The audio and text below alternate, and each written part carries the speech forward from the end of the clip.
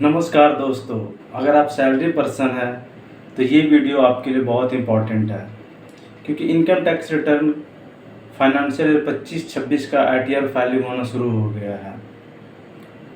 तो ये बहुत ज़रूरी हो जाता है जानना कि किन किन लोगों को आईटीआर फाइल करना है, आईटीआर का ड्यू डेट क्या है, रिटर्न किससे फाइल करवाएं, क्या क्या इंपॉर्टेंट डॉक्यूमेंट चेकलिस्ट किया जाए रिटर्न फाइलिंग से, और लास्ट में हम एक इम्पॉर्टेंट गाइडेंस भी देंगे।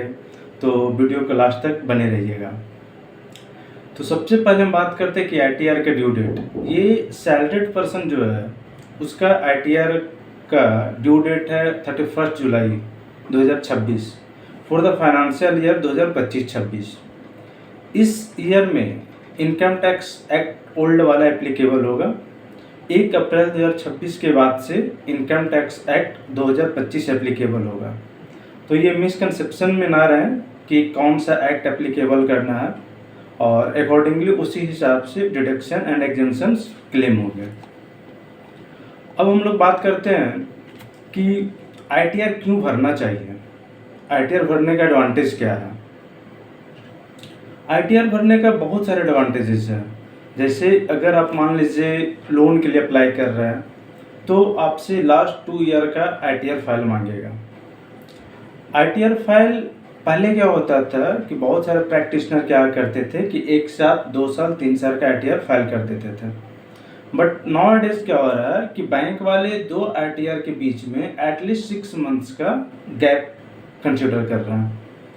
तो ये बहुत ज़रूरी हो जाता है कि आईटीआर टाइम से फाइल करें। दूसरा एडवांटेज है कि इन केस आप फॉरेन ट्रैवल कर रहे हैं तो आपको वीज़ा प्रोसेसिंग के टाइम में आपका आईटीआर फाइलिंग को चेक किया जाता है, किस पर्सन का कितना इनकम है और अकॉर्डिंगली कितना फॉरेन एक्सपेंडिचर वगैरह रेमिटेंसेस वगैरह अलाउड होता है। तीसरा है कि जनरल पर्सन के लिए क्या होता है कि इन एज एन इनकम प्रूफ भी आप आईटीआर को दिखा सकते हैं। फोर्थ है, बहुत बार ऐसा होता है कि आपका टीडीएस कटा हो तो वो टीडीएस रिफंड करने के लिए आपको पूरे साल का डिक्लेरेशन देना होता है। अब यहाँ पे एक इम्पॉर्टेंट बात आती है कि बहुत बार ऐसा होता है कि जो सैलरीड पर्सन होते हैं उन्हें लगता है कि सैलरी पे टीडीएस नहीं कटा है तो वो आईटीआर फाइल नहीं करेंगे। बट ऐसा नहीं है, टीडीएस सिर्फ सैलरी पे नहीं कटता है, अदर्स इनकम पे भी टीडीएस कटता है। तो ये बहुत ज़रूरी है कि आप प्रोफेशनल से चेक करवाएं कि मेरा कितना टीडीएस कटा है और कितना रिफंड होगा। तो ये टीडीएस का रिफंड क्लेम करने के लिए आपको आईटीआर फाइल करना कंपलसरी है। नेक्स्ट क्या है कि इनकम टैक्स रिटर्न भरने के लिए आपको इनकम बेसिस पे सिर्फ नहीं होता, उसके अलावा भी बहुत सारे क्राइटेरिया है जिसको एज एन इंडिविजुअली आप इनकम टैक्स फाइल करने के लिए लायबल होते हैं। अगर आप इनकम टैक्स फाइल करने के लिए लायबल हैं और इनकम टैक्स रिटर्न फाइल नहीं कर रहे हैं तो आपको नोटिस आ सकता है और लिटिगेशन का सामना करना पड़ सकता है। नेक्स्ट आते हैं कि बहुत से लोग आजकल की डेट में ट्रेडिंग करते हैं। अभी स्टॉक मार्केट भी बहुत गिरा हुआ है, तो अगर आपको स्टॉक मार्केट से लॉसेस हुए हैं तो उस लॉसेस को कैरी फॉरवर्ड करने के लिए आपको इनकम टैक्स का रिटर्न फाइल करना पड़ेगा। Carry forward in the sense कि इस साल अगर आपका स्टॉक मार्केट में लॉस हुआ है तो इस लॉस को कैरी फॉरवर्ड कर सकते हैं और नेक्स्ट ईयर जब भी आपको गेन होगा तो इस लॉस के साथ में ऑफसेट करके आप अपना टैक्स लायबिलिटी कम कर सकते हैं। अब हम लोग देखते हैं कि वो कौन कौन सा पर्सन है जिनको आईटीआर फाइल करना कंपलसरी है। तो फर्स्ट क्राइटेरिया है बोला कोई भी इंडिविजुअल हो जिसका इनकम बेसिक एग्जेम्पशन लिमिट से एक्सीड कर रहा हो।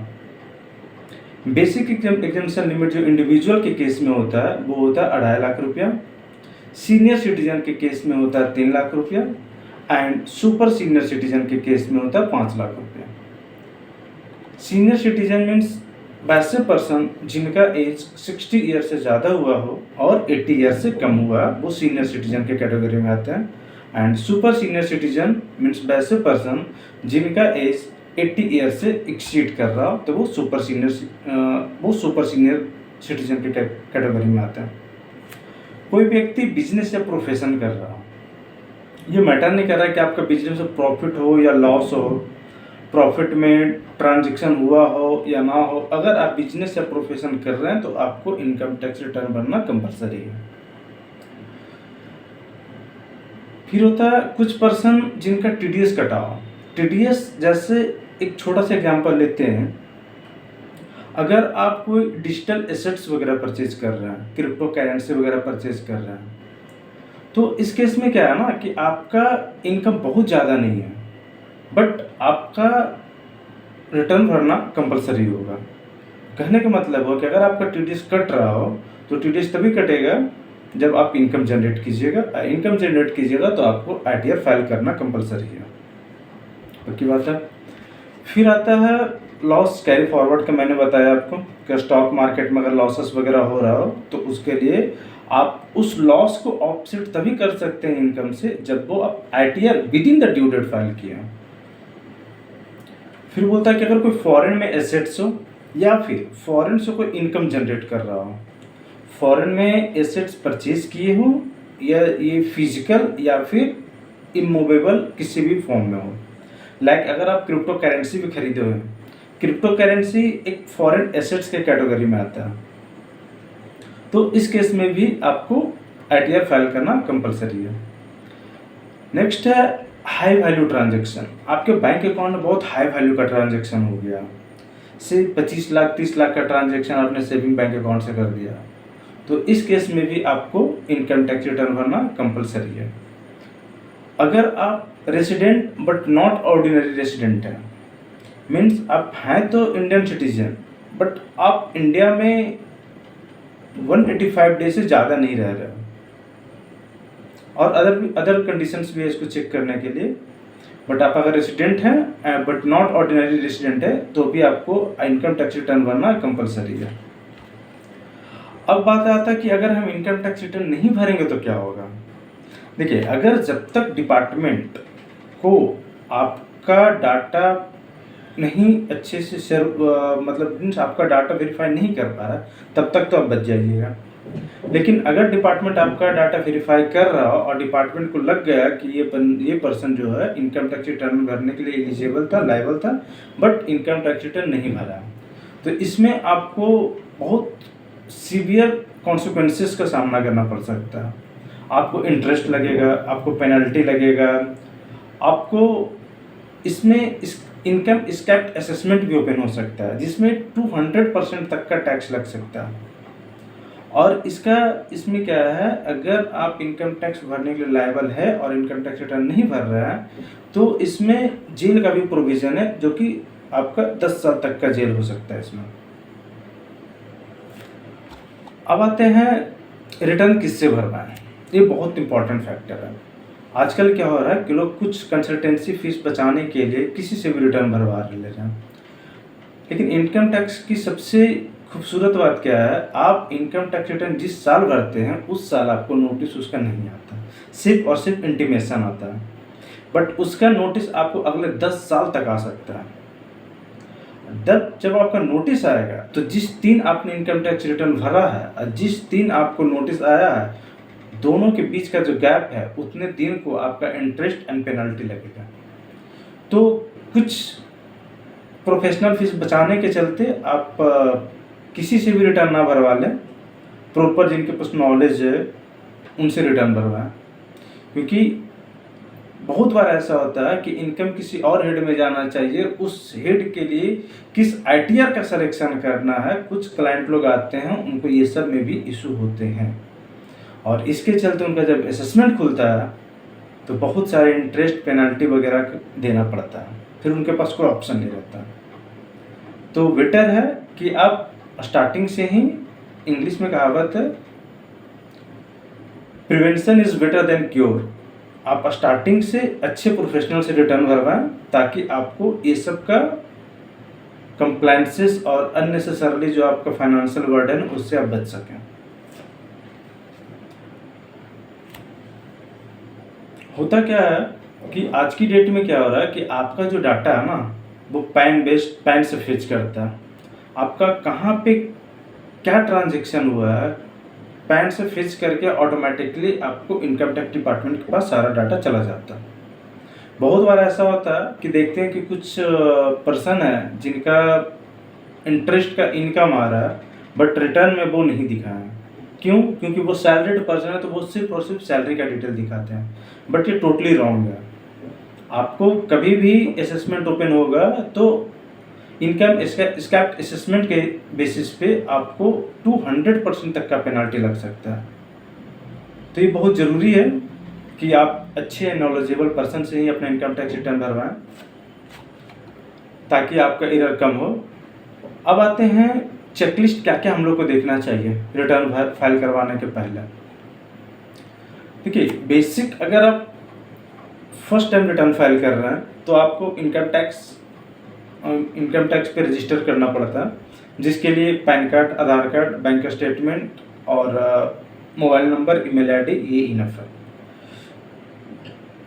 बट जब आप रिटर्न फाइल कर रहे हैं तो अगर आप सैलरी पर्सन हैं तो फॉर्म 16 देखना पड़ेगा।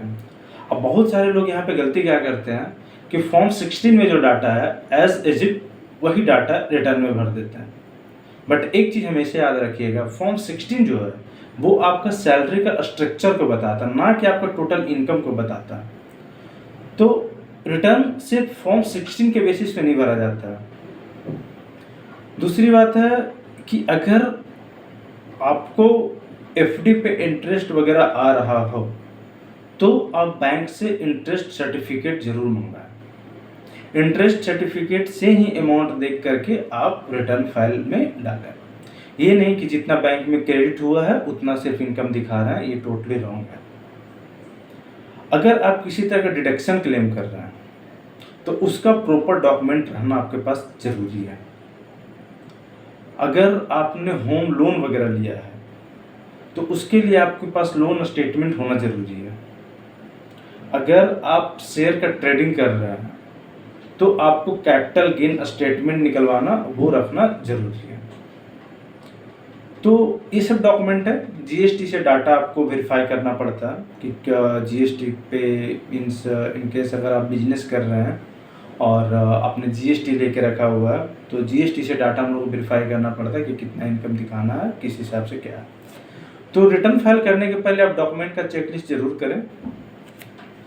अब बहुत बार क्या होता है कि लास्ट ईयर बहुत सारे क्लाइंट का ये इशू आया था कि पहले से उन्होंने रिटर्न फाइल अपना नहीं करवाया था, लास्ट ड्यू डेट पे उन्होंने बोला कि सर मेरा रिटर्न फाइल कर दीजिए। जब उनका डाटा चेक किए तो पता चला कि लास्ट क्वार्टर का उनका टीडीएस रिटर्न ही फाइल नहीं हुआ था उनके एम्प्लॉयर का, और इनसे टीडीएस का अमाउंट काट लिया गया था सैलरी से।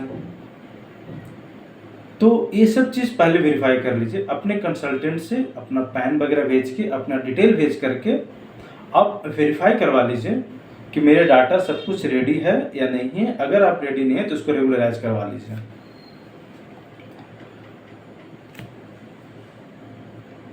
एट लास्ट यही बोलना चाहेंगे कि रिटर्न एड हॉक बेसिस पे कभी फाइल मत कीजिए, प्रॉपर लिंकअप के साथ फाइल कीजिए, प्रॉपर सपोर्टिंग डॉक्यूमेंट के हिसाब से फाइल कीजिए। और उसके बाद भी अगर आपको कुछ डाउट हो या फिर कुछ और हमसे जानना चाहते हैं तो कमेंट करके ज़रूर बताएं। और अगर वीडियो अच्छा लगा हो तो लाइक, शेयर, सब्सक्राइब करें। धन्यवाद।